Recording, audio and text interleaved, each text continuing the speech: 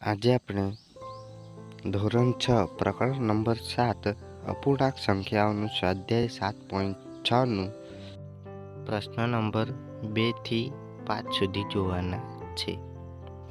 બરાબર, તો તમે ધ્યાનથી જોજો. બીજું જોઈએ, સરિતાએ 2/5 મીટર રિબિન ખરીદી અને લલિતાએ 3/5 મીટર રિબિન ખરીદી.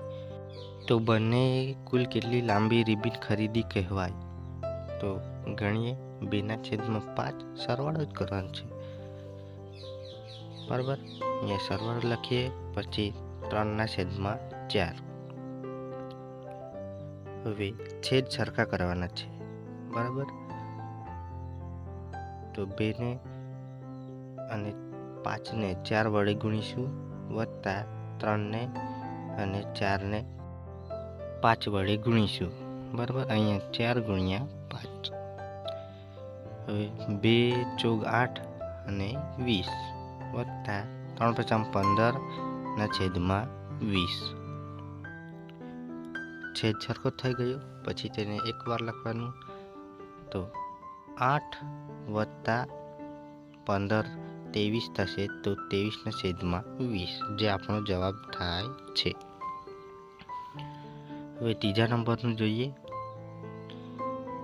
નેનાને 1/2 કેક અને નજમાને 1/3 કેક આપવામાં આવે છે. તો આ બંનેને કુલ કેટલી કેક આપવામાં આવી હશે?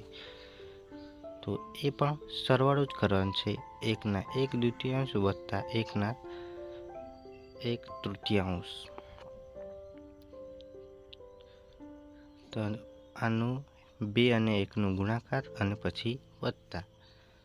તો 2 વત્તા 1/2. 3 × 3 વત્તા 1/3. 2 ને 1 3/2 વત્તા 4/3. હવે છેદ સરખા કરવાના છે. તો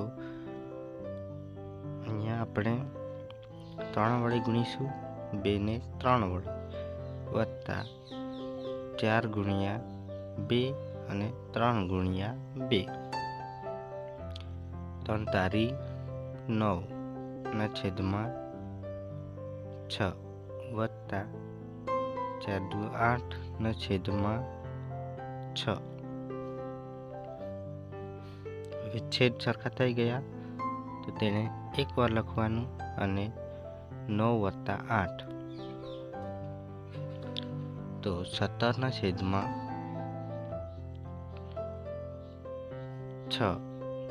જે આપણો જવાબ થશે. પણ તેને અતિ સંક્ષિપ્ત સ્વરૂપમાં લખવાનું છે. બરાબર, તો 6 દુ 12 થશે, વત્તા 5 તો 17 થશે ને. તો તે આપણો જવાબ થાય છે. ચોથો જોઈએ, ખાલી બોક્સ ભરો. એમાં પહેલા જ ખાલી બોક્સ આપેલ છે, -5/8 બરાબર 1/4. બરાબર, તેવી જ રીતે બી અને સી પણ આપેલા છે. તો એમાં જવાબ આવશે 7/8. જો અહીંયા લખીશું તો આપણો જવાબ 1/4 આવશે. તેવી જ રીતે બી જોઈએ. તો બીમાં જવાબ આવશે 7/10. હવે સી, તો સીમાં જવાબ આવશે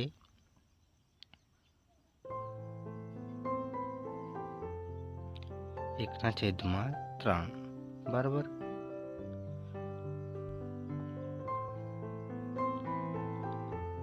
હવે લાસ્ટ 5મા નંબરનું જોઈએ. નીચે આપેલા સરવાળા અને બાદબાકીના બોક્સ ભરો. અહીં આડી બાજુમાં સરવાળો આપેલો છે ને, અને ઊભી બાજુ હોય તો ઓછા કરવાના છે. બરાબર, બંનેમાં સેમ જ છે. આડી બાજુમાં 2/3 અને વત્તા 4/3 છે તેનો સરવાળો કરવાનો છે. જે જવાબ આવે તે બોક્સમાં લખવાનો. તેવી જ રીતે નીચે 1/3 વત્તા 2/3 જે જવાબ આવે તે લખવાનું છે. હવે ઊભી બાજુમાં 2/3 માઇનસ 1/3. તેવી જ રીતે બીજી બાજુ 4/3 માઇનસ 2/3 જે જવાબ આવે તે નીચે લખવાના છે. આવી જ રીતે આપણે બીમાં બી કરવાનું છે. તો ઊભી બાજુ માઇનસ અને આડી બાજુ સરવાળો. તો આડી બાજુ જોઈએ 1/2 વત્તા 1/3 જે જવાબ આવે તે ખાનામાં લખવાનું. પછી 1/3 વત્તા 1/4 જે ખાનામાં આવે તે લખવાનું. જે જવાબ આવે તે. ચાલો આપણે ગણતરી કરીને સમજીએ. પાંચમાનો એ આડી બાજુ માટે પહેલું 2/3 વત્તા 4/3. તો છેદ સરખા છે તો તેને એક વાર લખવાનું. 2 વત્તા 4/3. હવે 6 થશે 6/3. તો 1/2 જવાબ આવે છે. બરાબર, તે આપણે ખાનામાં લખવાનું છે. તેવી જ રીતે બીજું જોઈએ 1/3 વત્તા 2/3. છેદ સરખા છે તો 1 વત્તા 2/3.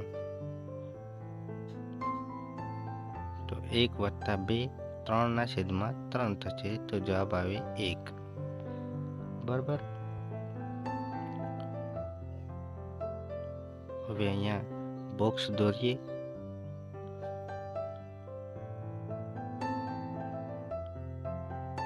અહીંયા 2/3, અહીંયા 4/3 તો જવાબ આવે 1/2.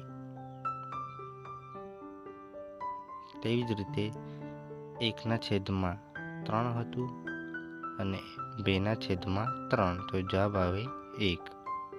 બરાબર. આ આપણે સરવાળો જોયું. તેવી જ રીતે આપણે બાદબાકી જોવાના છે. ઓકે, આટલા સમજ પડી ગઈ ને? હવે આપણે બાદબાકી જોઈએ. પાંચમા એ નું ઊભી બાજુ માટે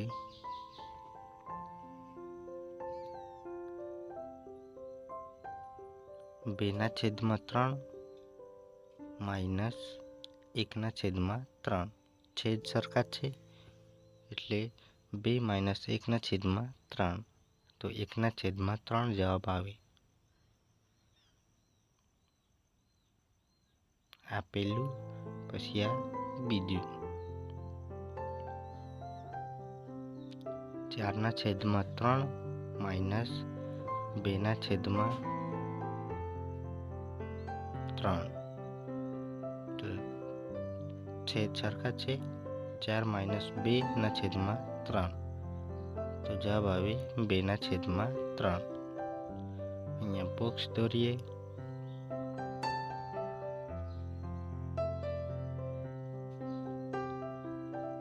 અહીંયા 2/3, અહીંયા 4/3. જવાબ શું આવેલો? 2. અહીંયા 1/3 અને 2/3 તો અહીંયા 1 જવાબ આવેલો. તો અહીંયા આપણો શું જવાબ આવ્યો? માઇનસ કર્યું તો 1/3 અને બીજી બાજુ 2/3 અને 2માંથી 1 કાઢીએ તો અહીંયા આવશે જવાબ 1. બરાબર.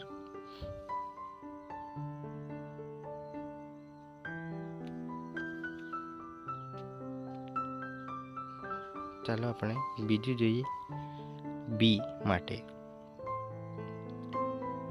ઊભી બાજુ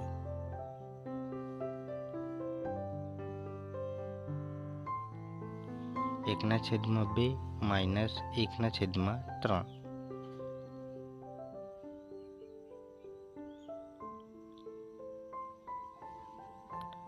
છેદ સરખા કરવાના છે તો 2 ને 3 વડે ગુણીએ, 1 ને પણ 3 વડે. હવે 1 ગુણ્યા 2 અને 3 ગુણ્યા 2. 3 એકુ 3 અને છેદમાં 6. 2 એકુ 2 છેદમાં 6, અહીંયા છેદમાં 6.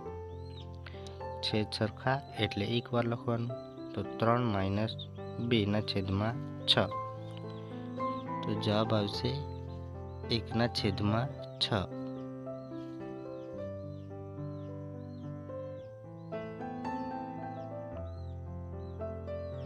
બીજું ગણીએ. 1/3 માઇનસ 1/4. તો 1 ને 4 વડે ગુણીએ, 3 ને 4 વડે, માઇનસ 1 ને 3 વડે અને 4 ને 3 વડે.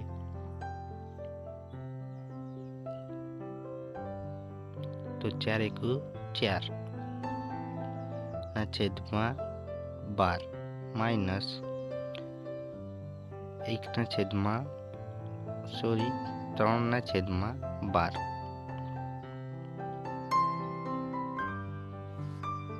છેદ સરખા એટલે છેદને એક વાર લખવાનું, તો 4 માઇનસ 3/12.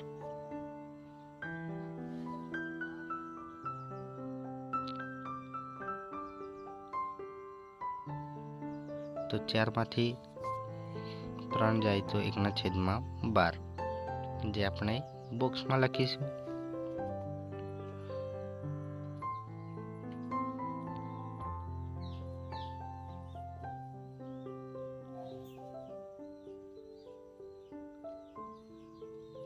બોક્સમાં લખીએ.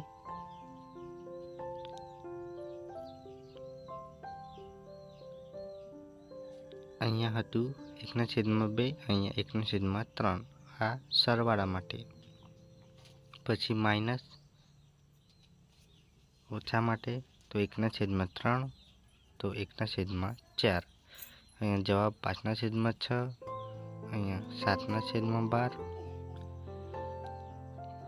અહીંયા 1/6, અહીંયા 1/12.